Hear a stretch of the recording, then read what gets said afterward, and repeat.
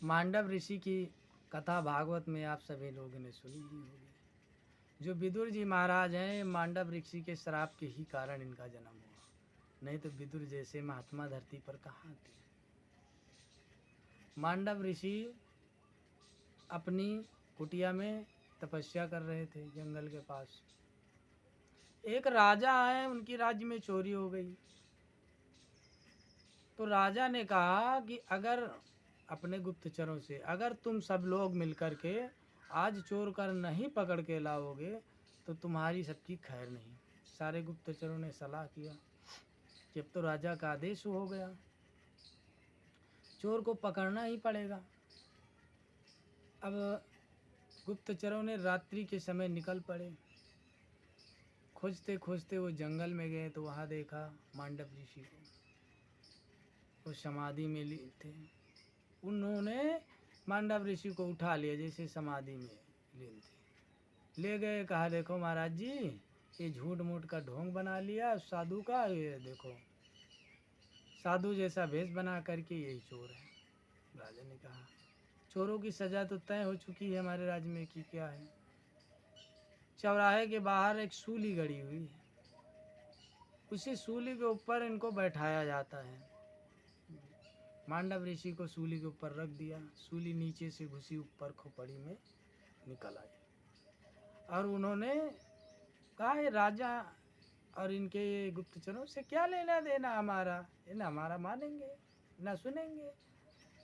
उनको रख दिया तो वो समाधि में लीन हो गए।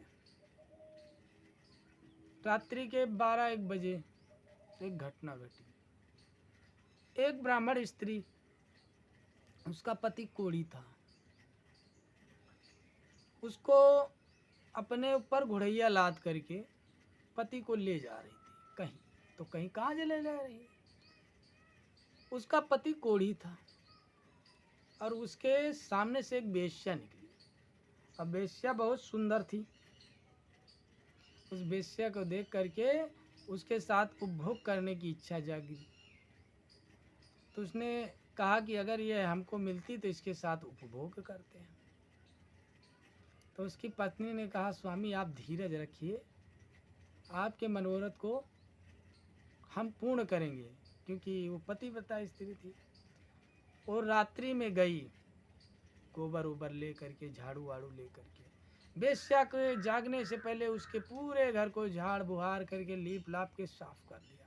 तो वेश्या उठी, देखा आज हमारा घर इतना चमक रहा है, किसने सफाई की, किसने साफ किया हमारे घर को भाई।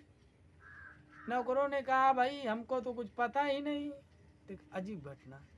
दूसरे दिन वेश्या ने फिर किया।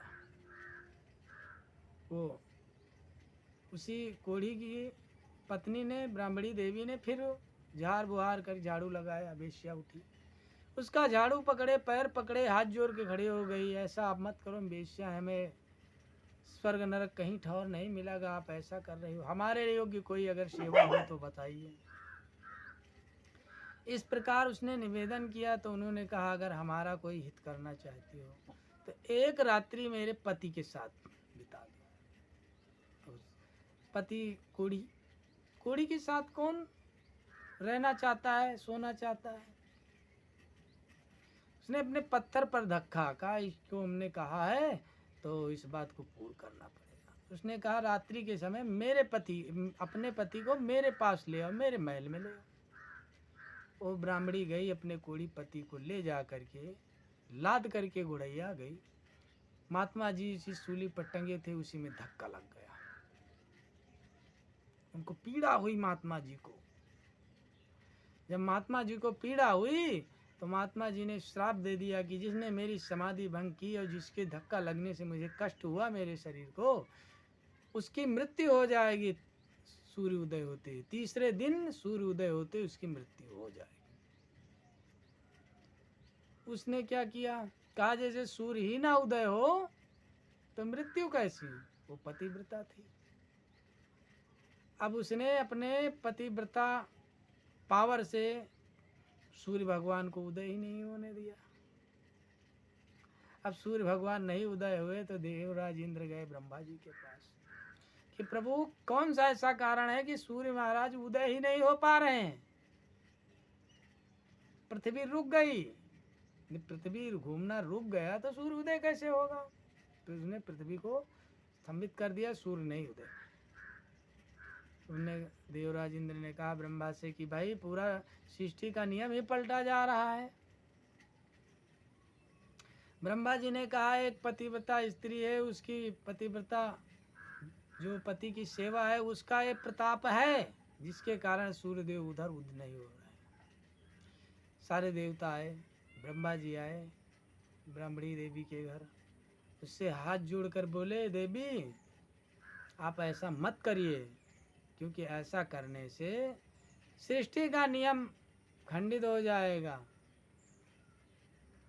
उस देवी ने कहा कि मेरे पति ही न रहेंगे तो कहेंगे पूरी सृष्टि न रहेगी तो पति को कहाँ लेकर जाएगी। तो ब्रह्मा जी ने कहा सूर्य भगवान उदय होंगे, तेरा पति भस्म हो जाएगा, फिर उसी भस्म से इसको एक पुरुष बना देंगे और फिर उसके बाद तुझे भी दिव्य रूप मिलेगा और स्वर्ग को चलेगा। तो जैसा ब्रह्मा जी ने कहा वैसा ही हुआ। जय जय श्री राधे गोविंद भगवान।